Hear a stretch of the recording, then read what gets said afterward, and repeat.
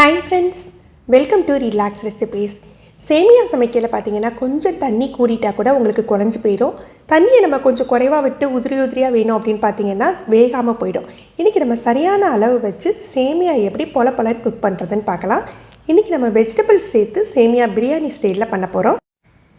சேமியாவுக்கு தண்ணி அளவு பார்த்தீங்கன்னா நீங்கள் பாக்கெட் சேமியா யூஸ் பண்ணிங்கன்னா 180 கிராம் பாக்கெட்டுக்கு 400 ml தண்ணி சரியாக இருக்கும்.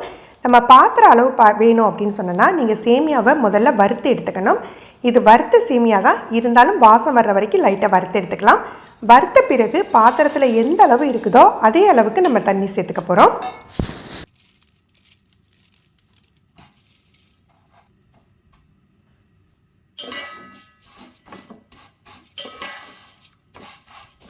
இன்றைக்கி நம்ம வெஜிடபிள் போட்டு தான் செய்ய போகிறோம். இதுக்கு ரொம்ப கலர் சேஞ்ச் ஆக வேண்டியதில்லை. வாசம் லேசாக கலர் மாறினா போதும். இப்போ நம்ம இதை எடுத்து வச்சிடலாம்.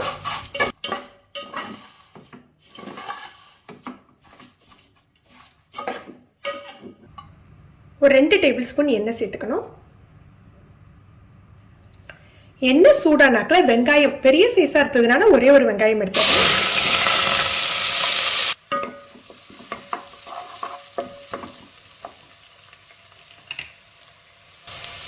2 டீஸ்பூன் இஞ்சி பூண்டு பேஸ்ட் நான் ஃப்ரெஷ்ஷாக அரைச்சி சேர்த்துக்கிறேன். நல்ல வாசமாக இருக்கும்.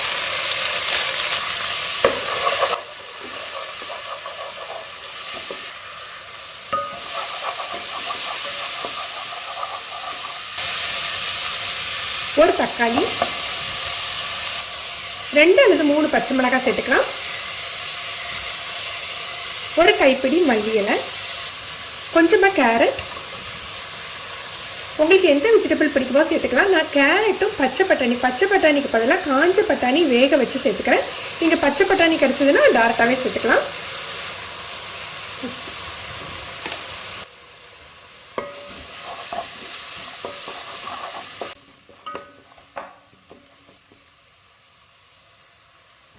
ஒரு 1/4 டீஸ்பூன் மஞ்சள் தூள், ஒரு 1/4 டீஸ்பூன் மிளகாய் தூள், ஆல்ரெடி பச்சை மிளகாய் வேறு நம்ம சேர்த்துருக்கோம்.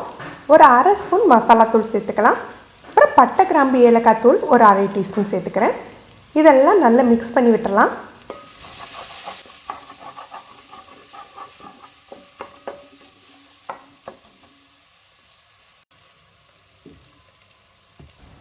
இதில் ஒரு 1/4 கப் போல் தேங்காய் பால் சேர்த்துக்கப்புறம் இது ஆப்ஷனல் தான். தேங்காய் பால் சேர்த்துக்கிட்டிங்கன்னா உங்களுக்கு டேஸ்ட் நல்லா தூக்கி கொடுக்கும். இப்போ நம்ம தண்ணி அளவு எடுத்துடலாம்.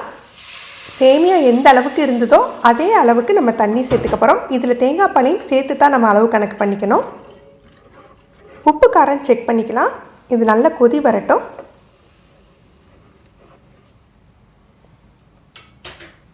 இப்போ நம்ம வறுத்து வச்சுருக்கோம் இல்லையா, அந்த சேமியாவை சேர்த்துடலாம். ஃப்ளேமை மீடியமில் வச்சுக்கணும். ரொம்ப லோ ஃப்ளேமில் இருந்தது அப்படின்னா உங்களுக்கு சேமியா குழஞ்சி போயிடும். ஹை ஃப்ளேமில் வச்சுருந்தீங்கன்னா உங்களுக்கு சரியாக வேகாது. மீடியம் ஃப்ளேமில் வச்சுட்டு நல்லா மிக்ஸ் பண்ணி விட்டுறலாம்.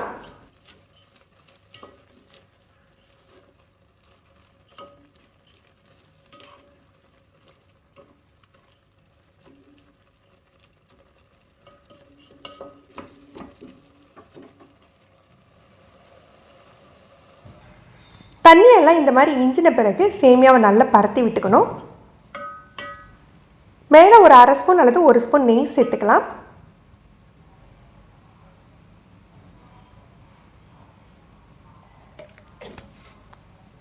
இதை அப்படியே மூடி லோ ஃப்ளேமில் ஒரு 5 நிமிஷம் வச்சிடலாம். நம்ம பிரியாணியெல்லாம் தம் போடுவோம் இல்லையா, அந்த மாதிரி வச்சுக்கணும்.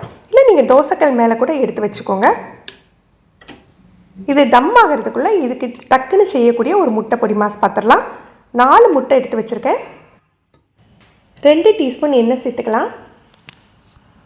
3 வெங்காயம் பொடியாக கட் பண்ணி வச்சுருக்கேன், அதை சேர்த்துக்கிறேன். அதோட 2 பச்சை மிளகாய், நம்ம மிளகுத்தூள் வேறு சேர்ப்போம், அதனால் பச்சை மிளகாய் கம்மியாக சேர்த்துருக்கோம். இதை வதக்கி விட்டுக்கலாம். ரொம்ப பொன்முருவலாலாம் வதங்க வேண்டியதில்லை, லேசாக வதங்கினா போதும். கொஞ்சமாக உப்பு. இதை மிக்ஸ் பண்ணிவிட்டு நம்ம உடச்சி வச்சுருக்கோம் இல்லையா, முட்டையை சேர்த்துடலாம்.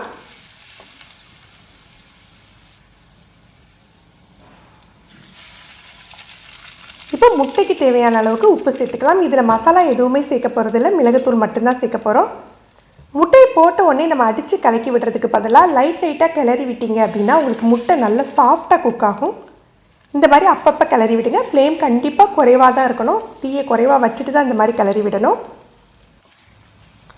இப்போ காரத்துக்கு தேவையான அளவுக்கு மிளகுத்தூள் சேர்த்துக்கலாம்.